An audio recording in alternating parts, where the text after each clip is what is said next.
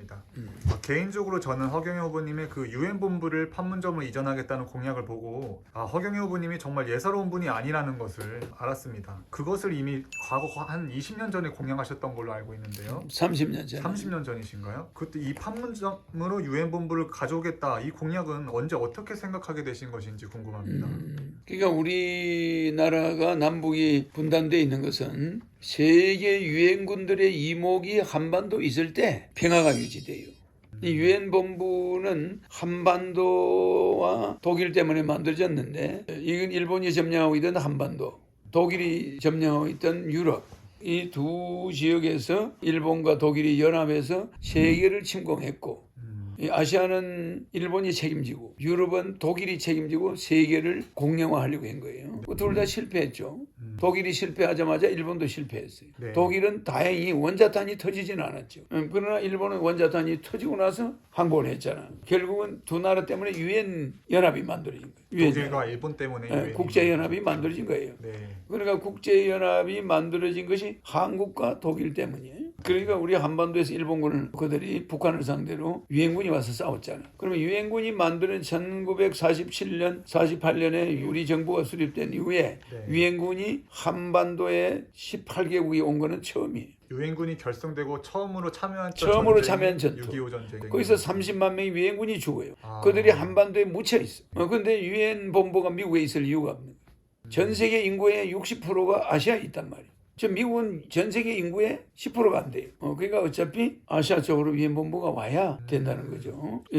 아시아가 세계의 화약고로 등장해요. 남북한이. 그러니까 유엔 본부는 반드시 한반도에 있어야 전쟁을 억제할 수가 있어요. 소련과 중국과 그 당시에 북한이 한반도를 향해서 내려오고 있는 중이에요. 거기에 마지막 남은 땅이 한반도예요. 또 일본이 있어요. 그러니까 여기에 유엔군이 와 있지 않으면 한반도는 세계 전쟁터로 마치 대만이 중국 옆에 마지막 남은 땅이야. 대만 해협이 침공을 당하면 바로 미국 본토를 친 걸로 보는 거지. 그렇잖아요. 그러니까 대만에는 유엔군이 없어. 미국만 10명 있는 거예요. 네. 대만에는 미군도 없는 상태에서 안보가 유지되고 있어요. 네. 그게 뭐냐? 그러니까 미국의 방위 전략이 있는 방위선이야. 그래서 유지되고 있는 거지. 실제는 우리나라는 대만하고는 좀 달라요. 유엔군이 와 있어. 그건 유엔 본부까지 와야 안전한 거지. 공산진영과 민주진영의 그 대립선이 한반도라고 보시는 거. 한반도. 그래도 이제 미래 지구의 운명은 극동 아시아 한반도에서 일어나는 거예요. 여기서 세계가 통일이 될 수 있느냐? 세계가 불바다로 바뀌느냐? 지금은 이 공기가 이렇게 시원하지만 핵무기가 여기저기서 터지면 우리가 마신 이 공기가 뜨거운 불덩이로 바뀌어버린다. 이거. 누구든지 마시면 그 자리에서 폐가 녹아서 1초 만에 전부 직사해요. 그게 핵무기거든. 핵이 터진 지역에 어마어마한 광대한 범위의 공기 온도가 100도가 넘어요. 들이마신 사람은 다 폐가 녹아서 죽는 거예요. 폐가 화상을 입는 즉시 사망해버려요. 뜨거운 열기가 나가질 않고 반응을 계속 일으킵니다. 핵반응을. 그러니까 여러분들이 지금 맑은 공기를 마시고 있지만 한반도에서 핵이 터질 때는 불덩이 같은 공기를 우리가 마셔야 되니까 도저히 살 수 없어요. 그럼 그러한 핵전쟁의 위험이 한반도에 있기 때문에 판문점을 한반도로 가져오겠다는 말씀. 그렇지. 내가 30년 전에 그 이야기 하고 네. 나서부터 북한이 핵을 만들었어. 핵 만드는 게 시작됐잖아. 네. 그러니까 내가 막 예언한 것이 정확했죠. 유엔 본부는 판문점으로 와야 된다. 30만 명의 유엔군이 여기서 지켜보고 있다. 이거 세계의 모든 나라가 한반도에 참전한 유엔 장병들이 장애인이 돼가지고 전 세계에 흩어져 있어. 그 유엔 본부가 왜 미국에 있어야 되냐? 만약에 유엔 본부가 미국에 있을 때는 미국이 전리품을 가져간 거와 같단 말이야. 그렇잖아요. 그럼 중국은 전리품을 안 가져갔어. 소련도 안 가져갔어. 프랑스도 안 가져갔어. 영국도 안 가져갔는데 왜 미국만 전리품을 가져가나? 그렇네요. 초강대국에게 유엔까지 있다는 게 조금 안 되는 거지. 초강대국이 어느 한쪽에 편중돼서 있다면 그것은 무엇과 같냐? 그거는 제국주의가 발동하고 있는 거예요. 또 하나의 일본 제국이 나타난 거예요. 히틀러 제국이나 일본 제국을 없애겠다고 하다가 유엔 본부를 만들어서 미국 제국을 만들어 놔버려요. 그래서 그 제국에서 유엔 본부를 안 가지고 있어야 제국 문제가 해결된 거예요. 미국, 영국, 프랑스, 중국, 러시아라는 이 5개 제국이 유엔 사무총장을 임명 못하게 돼 있어. 그건 그렇죠. 네. 왜 그러냐면 제국이 될까 봐서. 어느 하나에 줘버리면 그게 제국이 돼버리는 거. 뭐 일본하고 싸운 거 헛일이야. 독일하고 싸운 거 히틀러보다 더한 거지. 그런 게 된다면 힘의 균형이 깨져. 5개 나라지. 유엔 상임이사국이. 그래서 유엔 사무총장 우리가 절대 하지 말자. 그냥 저 가난한 쬐끔한 나라 뭐 이런 사람들의 힘도 없고 백도 없는 사람이 해놔야 이게 안전한 거다. 이렇게 제도를 만들어놨다. 그럼 유엔 본부는 왜 미국에 갖다 놨냐?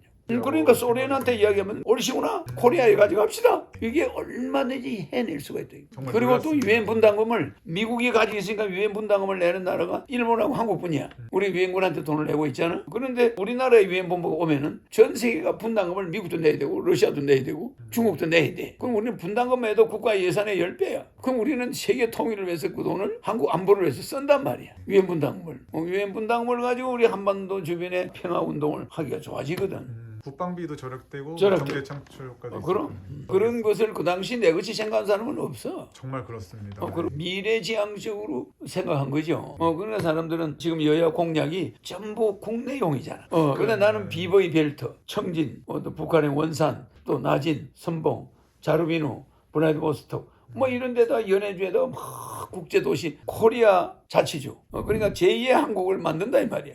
우리나라보다 10배 넓은 영토를 빌려가지고 100년간 빌려가지고 그럼 우리 젊은이들이 가서 일할 곳이 너무 많아요. 거기에 4차 산업단지를 팍 만들고 세계적인 첨단 농업기지를 만들어. 우리 농산물 100% 그냥 자급자족이야. 근데 그럼 저희가 땅을 받아오는 조건은 저희는 어떤 걸 제공하게 되는 땅을 빌리는 거예요. 어떤 임대료를 금액을 내는 주고요? 거예요. 임대료가 거의 그저야. 이제 개척되지 않은 땅을 빌려서 빌리니까 네. 땅이 개척되고 또 좋아지니까 우리가 원산시를 빌리면 임대료가 있나? 없어요. 세금만 내는 거예요. 세금은 러시아 그쪽에 정부에 주고요. 세금만 내는 거야. 아, 세금도 다 가져가지 않아. 자치주가 쓰고 지방세와 국세 비슷해. 국세는 러시아한테 주고 지방세는 우리 자치주가 쓰는 거야.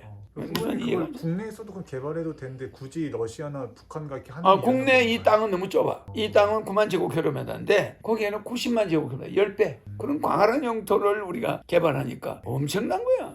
러시아에는 서로 빌려주려고 그래. 러시아. 영토가 워낙 비어 있으니까. 네, 대외적인 뉴딜 사업을 그 해외 쪽으로 이제 해외로 진행하시는 눈을 돌려야 돼. 그러니까 내 공약에는 비버이 벨트라는 게 들어있잖아. 저 사람들 그런 게 있나? 없어요. 맨 뭘 해주겠다 뭐 해주겠다 막 공약을 노다지 남발해가지고 수백 가지야. 알 수도 없어요. 정말 미래지향적이신 후보님이라 생각됩니다. 그러니까 글로벌한 공약은 없어. 저들은. 네. 당선되는 즉시 사드를 없애겠다. 이게 뭡니까? 번복하고 굉장히 또 위험한 다시 거예요. 예.